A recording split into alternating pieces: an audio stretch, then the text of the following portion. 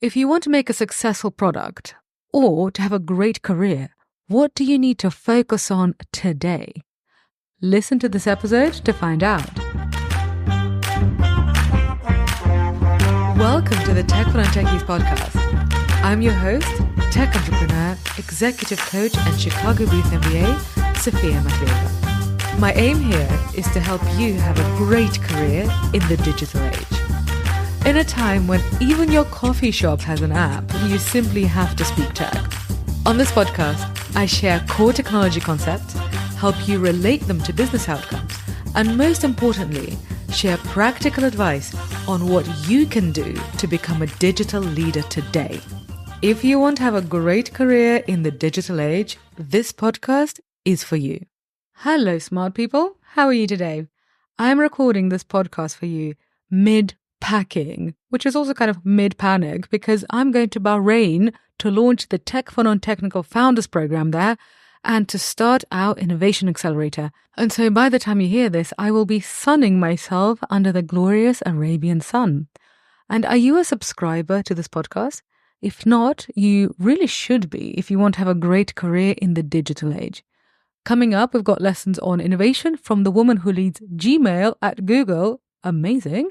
And we also have a guide on when not to use AI. And we also have digital transformation case studies from Nike, Starbucks, and many more coming up.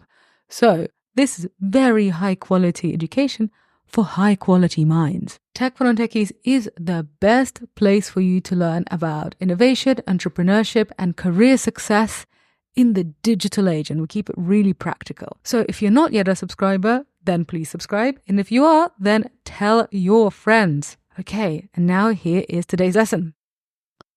Today I'm going to teach you about something that comes up in innovation and entrepreneurship all the time.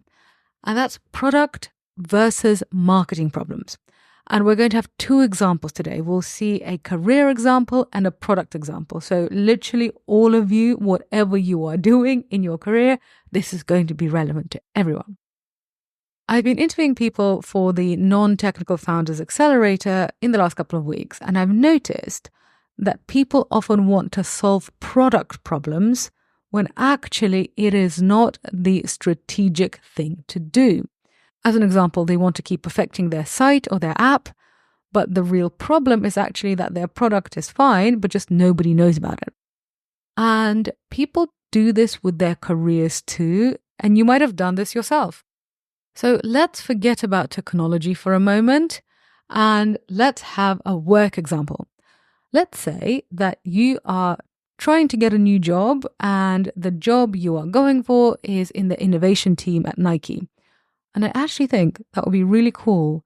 And if I was not running a company, I might want to do that. So anyway, your aim is to get the innovation manager job at Nike. So what's your next move? You might look for job openings and you see a job post on LinkedIn and then you apply. And then you don't get the job.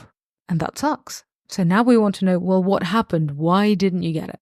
So it could be because you literally just don't have the right experience. So being Nike, they're going to want somebody who has experience in apparel or at least in consumer brands. And because it's the innovation team, they are going to want to see some evidence of you being able to create something new. So it would impress them if you worked in a startup or created new products at your last job. Or maybe competed in a corporate accelerator. So in this case, your experience is the product. But there's another reason why you might not get that job. You might not get that job because by the time you applied, Nike already had 3 great applicants who knew the team and already had a great relationship with the boss. And maybe the boss actually already had somebody in mind for the job because maybe they worked with them in a previous company. And yes, your application, maybe it was good, it was decent, but maybe it was just as good as the people already known to the hiring manager. And in this case, the product, i.e. your experience, that's not the problem. Your experience is fine. The fact that you are an unknown quantity is a problem. And that's a marketing problem. Because think about this. When you're looking for a job, you're in effect aiming to make a sale to one customer, the hiring manager. So this is why when people who've never been entrepreneurs, they say to me, oh, I don't do sales. I'm not in sales.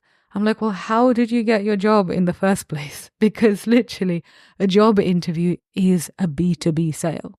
Anyway, if you make a product or a service, either as a founder or a corporate innovator, then your aim is to make a sale to lots of people. So you see, there are similarities, which is why I'm starting with this lesson. So when you don't get that dream job at Nike, what's your next move? Well, get some ice cream and have a cry, and then look at your situation. Where did I fail? Was it my experience? Was it my network? And if you think it's both, then analyze which one was more at fault, which one was more of a problem, and pick one. I mean one, not both. One. If you pick both and not one, I will find you and haunt you in your dreams. I'm serious, because a person and a team cannot have two major priorities. You either have one or none. So then if you see that your experience is relevant, but nobody knows you in the field, then basically go and work on that. That's your plan. Go to networking events, ask for introductions to people in the industry, maybe create a LinkedIn series and interview people in that sector and build relationships. And by the way, it is literally the same with a product that you created. Let's say that you've made an app and it's now out on the App Store. Well done. That's quite an achievement. And then you see that some people are using it, but not many. And so it could be a product problem, but it could be a marketing problem. So we have to investigate. So let's look further. What's happening with the product? So the next thing you would want to do is to look at your retention metrics. So out of the people who download and sign up, how many people come back to use your product? And then you realize that actually your retention rate, well, it's fine. And by the way, as a metric, venture capitalists often want to see a 30% retention rate over 90 days on a consumer app to consider funding. And if you're not in the B2C app space, then just don't worry about what I just said. Anyway, so what do you do next? From this, we can see that your retention rate is okay, your product is okay, and so your product is not the main problem. And so what does that mean? It means that marketing is the main problem. So you start looking, are people downloading? Do people know your brand? Do you have an email list full of customers? Is it growing? If you're a B2C company, what's happening with your social media? And if you're a B2B company, are people booking demos with you? And so look at that data, do that analysis before you take any action. We want to be smart. We do the thinking before we do the action, as opposed to the other way around. So then, based on the evidence, work out what your problem is. Do you have a decent product that nobody knows about? Or do you have a terrible product that lots of people know about? So in this example, we were saying that, okay, your retention rate is fine. So it looks like you have a decent product. So we're focusing on marketing. And then you've done the analysis on, okay, where is the issue in our marketing? And if you can't tell where the issue is in the marketing, then that's the first thing to work out. Because, okay, we have a marketing problem, but we don't know exactly what to do. Well, then your plan is to work it out. And here, be careful of the trap that I see so many people fall into, which is working on the product at the cost of marketing. And this happens because marketing is just harder on the ego than working on the product, because you can sit by yourself or with your lovely team working on the product, coming up with ideas, being creative, and it's actually really fun. But what's a huge emotional challenge is basically getting your thing out there into the world and asking people to pay for it. Because that's when you are going to get rejected. And marketing is a rejection game. You are going to get rejected way more than actually people will say yes to you. And this is basically just how marketing and sales works, whether you're Coca-Cola, ChatGPT, or Goldman Sachs. And getting rejected is really unpleasant. And that's why people avoid marketing and putting themselves out there. And so when I interviewed founders who wanted to join the Non-Technical Founders Accelerator, I actually ended up telling some of them to withdraw their applications because I saw that their product is decent. And at this particular accelerator, we work mainly on the product. So how to make a tech product, how to analyze results, how to work with developers, and so on. But if your product is decent and people aren't using it, or you're not getting sales because not enough people know about your stuff, then working on your product should not be your priority. So the general rule, remember, is if it's not product, it's marketing, and vice versa. And one final thing, you always have to work on both product and marketing.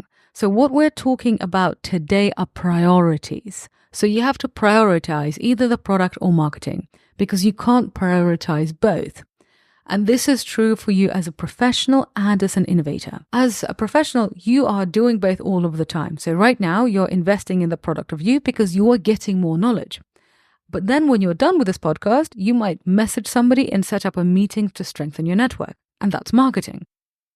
A company is also going to constantly iterate the product and try different marketing tactics. But, my dear smart person, you have to have one major focus at a time. That's how you win the game. That's how you build something amazing that lasts, whether that's a company, a product, or a career. And if you're stuck and you want some help working out whether your issue is in product or in marketing, then book a call with us using the information in the show notes. We love working with smart, dedicated innovation teams and would love to hear from you. And if you enjoyed this episode, but you're not yet a subscriber to the show, then press the subscribe button wherever you are listening to this podcast.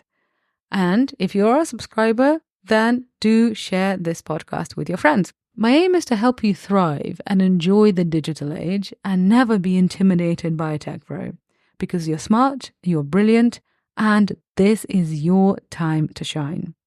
Have a wonderful day, and I shall be back in your delightful smart ears next week. Ciao!